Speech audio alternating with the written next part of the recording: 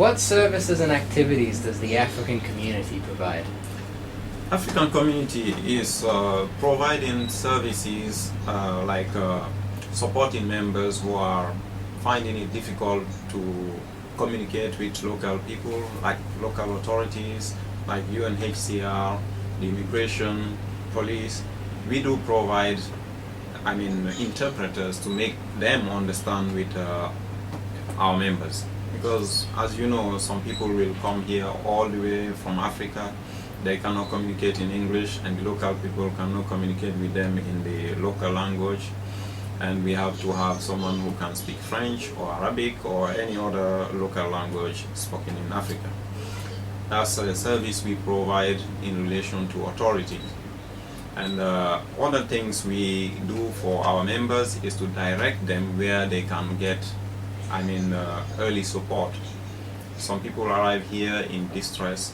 We direct them to NGOs that can help them get basic necessities like food, like accommodation, and so forth. And other things we provide is to give civic education to our members to avoid getting them into trouble. And a lot of things based on culture or education that are allowed back home are not allowed here. We try to make them aware of these kind of situations. And our office is open from 9:30 till 7:30 in the evening, and we have dedicated volunteers who are giving these services.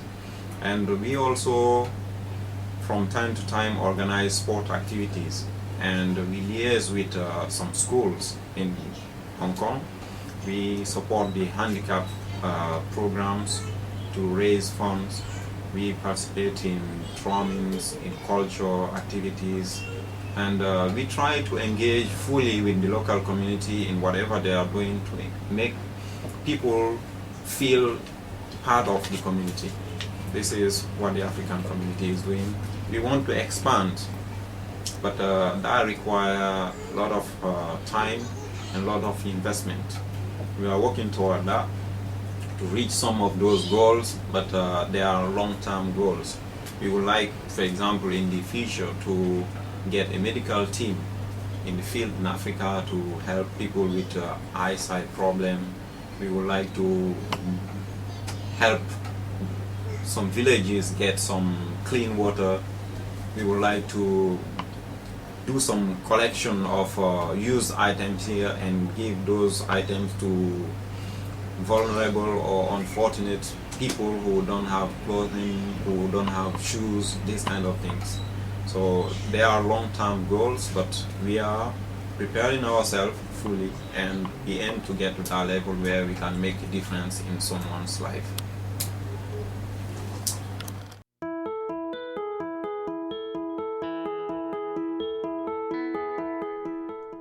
From VOA Learning English, this is the Agriculture Report. The United Nations Environment Program says 200 million Africans go to sleep hungry. That number represents 23% of the population on the continent. A new UN study shows that 8 out of 10 countries facing the worst food shortages are in Africa. Recently, African experts, farmers, and others gathered in Kenya for 2 days of discussion. They debated ways to feed the growing human population in Africa and deal with rising temperatures on Earth's surface.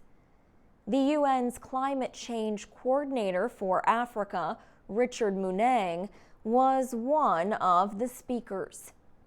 He noted a need to increase food production to feed the population. But, he said, it is important to find ways to feed people without destroying forests, rivers, and seas that provide food. At the meetings, Emmanuel Dlamini served as a negotiator for One Africa, a group that fights extreme poverty in Africa. In his opinion, climate change is here to stay. He says African governments and farmers have to look for ways to deal with the changes. Most African countries depend on rain to prepare their farmland and to start growing crops. For the past few years, a lack of rainfall has affected several countries, making their populations dependent on food aid. African farmers say that a combination of unpredictable rain and rising temperatures creates an environment for crop diseases that affects production. The conference also heard from a representative of Nestle, one of the world's largest food companies.